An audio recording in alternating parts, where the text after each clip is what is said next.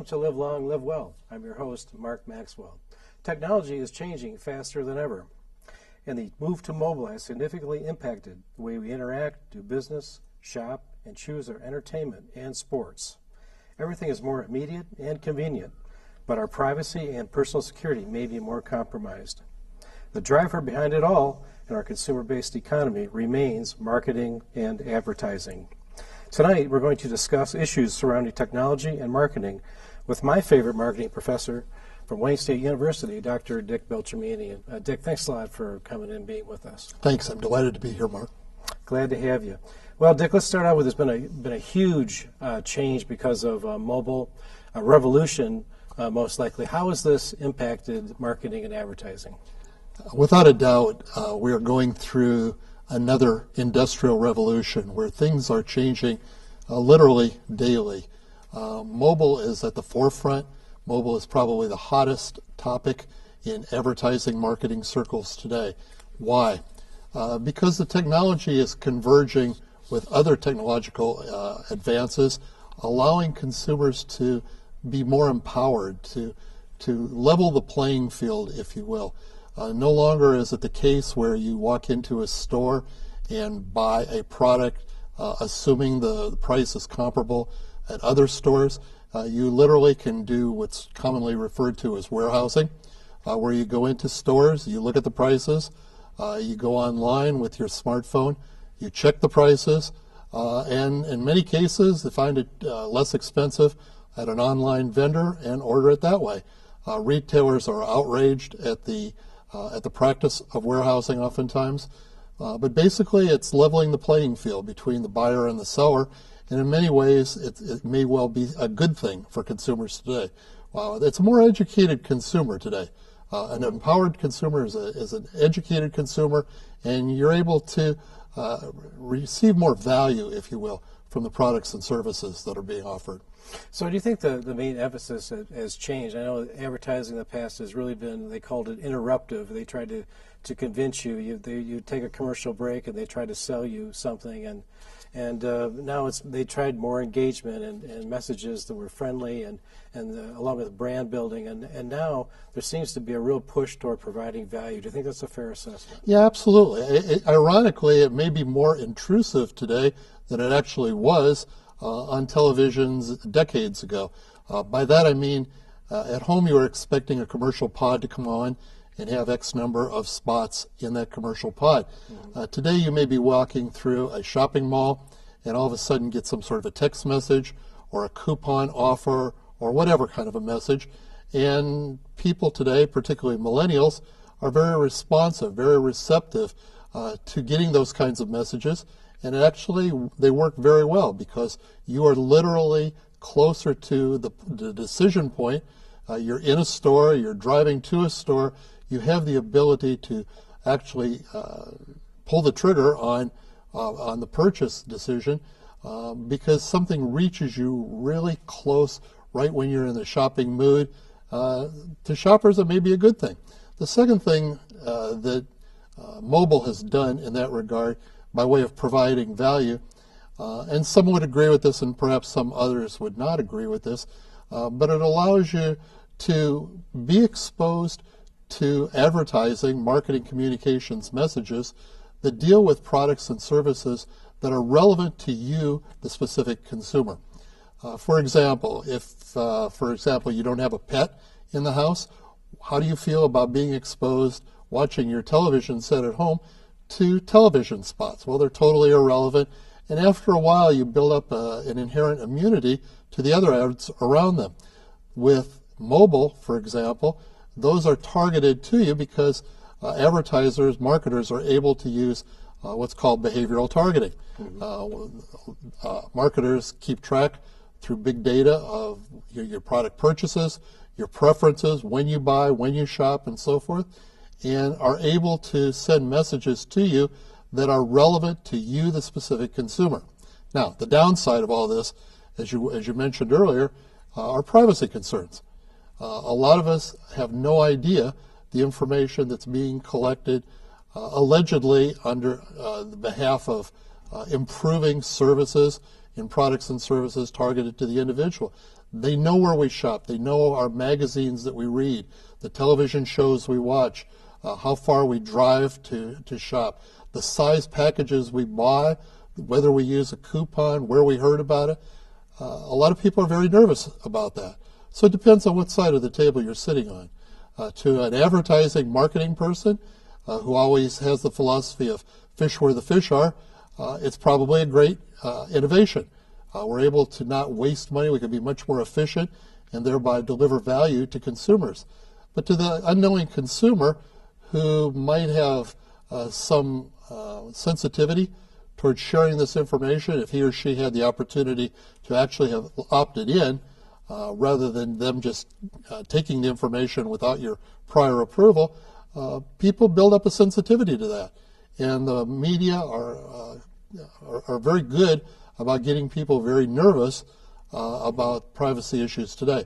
Privacy is going to be the largest issue that we are going to be debating in advertising, marketing, communication over the next decade. Why?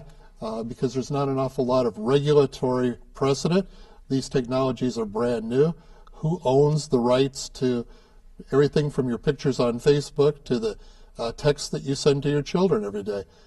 It really depends on the political will to do the right thing, to make sure that consumers are protected, but at the same time protecting those First Amendment rights of marketers and advertisers as well. Are there any formal restrictions or guidelines regarding the information that is gathered on individuals at this time? Yes and no. As long as it's in your terms and conditions, the fine print that you always skim over and hit I agree without reading. As long as you've done that, I agree, you have opted in, you are obliged to that for the lifetime of the use of that particular application. The regulatory end of it is challenged. Having worked at the Federal Trade Commission myself in Washington, I know that a lot of the work that we did was relegated towards providing guidelines rather than actually seeking legislation from Congress. There are guidelines available, but they're changing very, very frequently. Marketers and advertisers don't know necessarily what to do when a new technology comes out.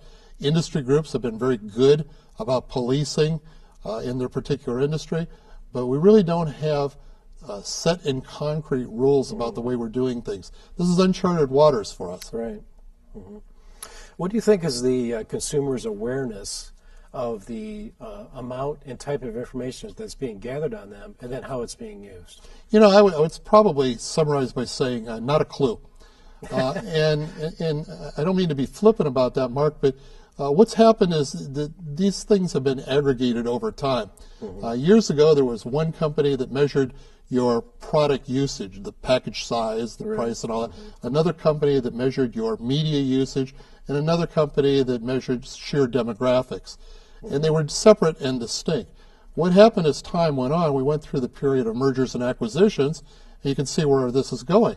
They merged, they shared their databases, and now marketers and advertisers have the benefit of knowing far more than the unwary consumer was ever thinking that he or she was giving to these companies. So the era of big data has changed the playing field further. We have more data, we just don't know necessarily what to do with all those data today. Right. What about the, there's got to be a certain ethical boundary, because I know that there's circumstances where companies can develop algorithms and things of that nature. And I know that, for example, when you get into young people who are having kids, and I know that marketers salivate over getting young families into their stores because they enter into a realm of they have to buy stuff, and if you can provide for them those initial baby products, for example, they're going to be receptive to a whole host of other products. Now, at a certain point, is there any ethical concerns here about the ability of companies to, in a sense, manipulate people into getting them to buy initial products and then buying more products? Do you see any ethical concern there at all? Well, the easy answer is that virtually every industry today has its own code of ethics. Is there an overarching one? No, and there probably never will be. But industry practices are fairly well monitored, and the ideal would be to be self-monitored rather than wait for government intervention, because Sure. nobody needs to do that. A case in point was the Infomercial Marketing Association. A number of years ago, people were quite upset with what infomercials were doing. Right. And so proactively, the association got together, put together their own guidelines, put together their own code of ethics, and they really cleaned up their act in the process. A wonderful example for others to emulate in terms of being proactive about doing the right thing and doing it at the front end rather than waiting for something to go wrong. Marketers have an awful lot of information. They use it judiciously for the most part, simply because it's so visible when they don't. In today's information age, we're very much aware of the missteps that marketers make. And as consumers feeling more and more empowered these days, we're not shy about sharing those concerns with the State Attorney General's office, with the Federal Trade Commission, with the Better Business Bureau.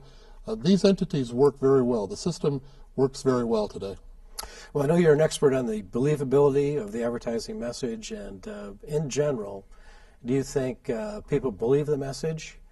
First of all, the second part to that question is, as far as you're concerned, is advertising mostly ethical, and is the message truly believable in the first place? Wow, that's a big question. I would say you have to distinguish between the institution of advertising and individual advertisements. Okay. The institution of advertising, you look at every poll every year, and I think advertising practitioners rate somewhere around used car salesmen. And Or Congress people? May well be. People, But that's asking people what they think of the institution overall. And although most people would say, well, advertising has no effect on me, I'm my own man, I make my own decisions, yeah. the fact of the matter is we depend on the informational component of advertising to tell us new products and services, new stores, where they're located. We do rely on advertising quite a good deal. Is it believable? Yeah, we believe the information that's in there. The hard part is when advertising fulfills its second function, information and persuasion. The persuasion aspect of it oftentimes goes too far. And there are indeed charlatans in our industry that, that really play on consumers' naivete and do the wrong thing. I would hope that industry professionals wouldn't do that. Would it be nice to be even more ethical? Absolutely.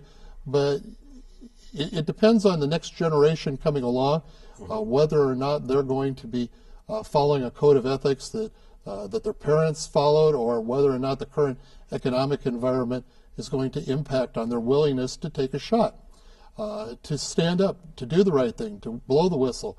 I've done some research over the years on the ethics of students, and the latest wave, after looking at this for a number of years, is that current students are afraid to do anything that may well jeopardize their financial well-being. Understandably so, with tuition debt and so forth. But at the same time, maybe we need to be doing a better job of educating those students in schools. Maybe we need to be doing a better job as parents in instilling those ethical values at an early age. There are a lot of finger pointing going on, but ultimately, the future of the industry depends on the practitioners and their willingness to do the right thing. No code of ethics is going to do it alone. Absolutely. That brings me to, I wanted to bring up native advertising, the type of advertising that appears as news sources or news articles, but it truly is an advertisement. And what is your opinion of that type of advertising? It should be more clearly labeled as such. Absolutely. And even labeling it as such, as you well know, oftentimes is not sufficient to diffuse the problem. That's true. You pick up a newspaper and you see the word advertisement at the top of it. You may still read it. You may still internalize it as though it were a legitimate, objective news article. Native advertising is a prostituted form of advertising, in my opinion. And I'm speaking just for myself, being the father of a journalist myself, and having studied journalism myself. I have to look at it and say, if it's an editorial, speak up that it's an editorial. If it's an ad, and make sure that everybody understands that. Your credibility is at stake. And yeah, you can fool some people once, but consumers have a long memory. They do, yeah. And we can say what we want about impacting consumers today, but building an ongoing relationship with a consumer is not an easy thing. And if it starts out by deceiving that individual, they're not going to come back. What they are going to do is spread negative word of mouth, and consumers are very good at destroying your brand because of that. That's true. That's a good point, because today also we have much more of an opportunity to respond to all different kinds of products and services by rating them.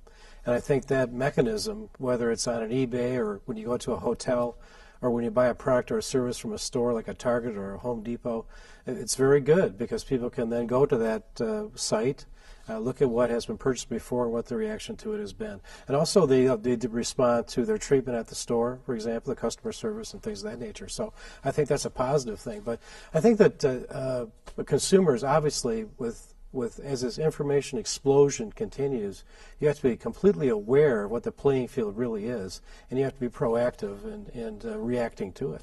You know, one of the hardest challenges for marketers today is to get consumers to complain. Believe it or not. Really? Absolutely, because if somebody has a bad... I don't have any problem with that, but go ahead. If somebody has a bad experience with a product or service, what are they going to do? Are they going to seek out upper management and explain the essence of their problem? Or are they just going to walk away and every time they're with a group of other people continue to badmouth the product or service provider? Obviously the latter. And one of the hardest things is to get people to tell what's wrong with the product or service experience. And then the challenge, we talked about mobile, we talked about technology earlier, is how to get marketers then to have an interest in getting back to people quickly. You know yourself that if there's a Facebook page and you go back to that Facebook page and you send some sort of a negative experience comment back, some marketers will get back to you same day. Others may send you a token coupon or sample or something, and others you never hear from at all. So the technology's in place. The challenge is for marketers to actually make good use of that technology. Mm-hmm. Well, obviously, marketing and advertising are the engine behind media and media choices, entertainment. How do you see media and entertainment changing as far as the consumer? Obviously, there's way more choice. Where do you think all this is going? One of the hardest things I think we're finding is identifying a universally accepted metric today to evaluate media impact. We've lived with the likes of AC Nielsen and Arbitron for many, many years, but even those large companies are being challenged today. How come? It's not Ozzie and Harriet anymore. We're not gathered around the family watching the television set together in the evening.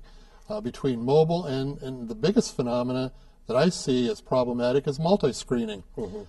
If you look at the statistics on multi-screening, millennials more often than not have their laptop, their tablet, their smartphone, and the TV going. So how does that work with the paradigm of an AC Nielsen or an Arbitron who ask you, what are you watching at that particular moment? Mm-hmm. If you're doing diary panel and so forth, those data are no longer reliable.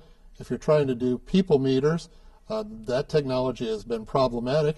And so people are saying, well, maybe what we need to do is go to a new metric. The problem is, what metric? What are you going to measure?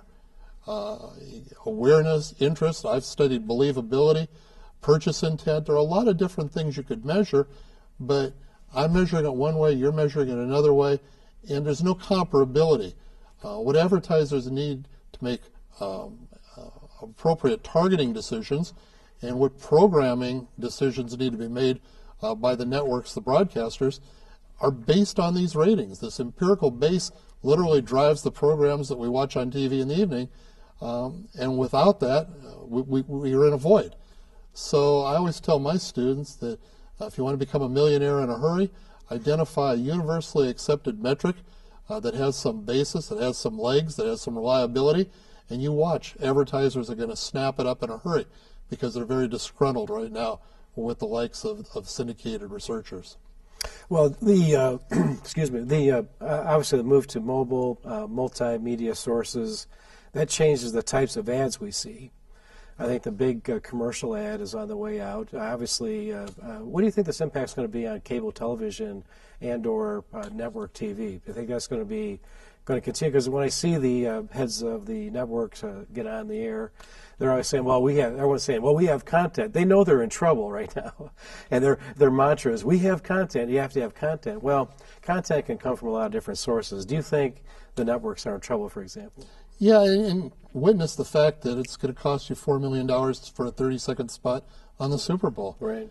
You can only charge your way out of the problem for so long. Cable affords a really unique opportunity for fragmented audience penetration, and you can literally watch a channel that only does one thing that you're interested in, and it's a wonderful thing. But so many people predicted the demise of network when cable first came into existence. Right. They're both still alive and pretty well. Now, what will mobile do to that? Again, the research indicates that millennials like watching their mobile device more than they like watching either their home television or their laptop at this point. Nobody wants to watch the ads. Everybody fast forwards through the ads. So advertisers have had to adjust to a combination of vehicles. It's not just a 30-second spot that moves you to buy a new car anymore. It is that in combination with social media, with print, throw in a little promotional. Some event marketing. Event marketing is huge today and continues to grow. So a lot of these things reflect what I call an integrated marketing communications program. And by doing that, you're reaching consumers in a lot of different ways. I don't think cable is going to go away. I think it's going to be more expensive to access advertising on those channels. How does the over 60 crowd feel about all these changes? And are they responding? Where are they on the adaptation innovation curve? Well, we're only going to have to imagine what those people must be like, Mark, because of course we can't identify with that. But no, seriously, baby boomers aren't going to change. Baby boomers are an interesting phenomenon because we have a lot of baby boomers making advertising marketing decisions today on how to reach millennials, right. And they're falling short. You need millennials making decisions about how to reach millennials. Our generation is used to doing things. I'm used to having my cup of coffee in the morning and reading USA Today, and I just cannot get up in the morning and take a mug of coffee and look at my smartphone. I'm just not there yet. So, change comes slowly, but I never thought that I'd be spending as much time looking at a laptop all day either. That's for sure. So things are changing. I don't know if it's in a positive direction or not.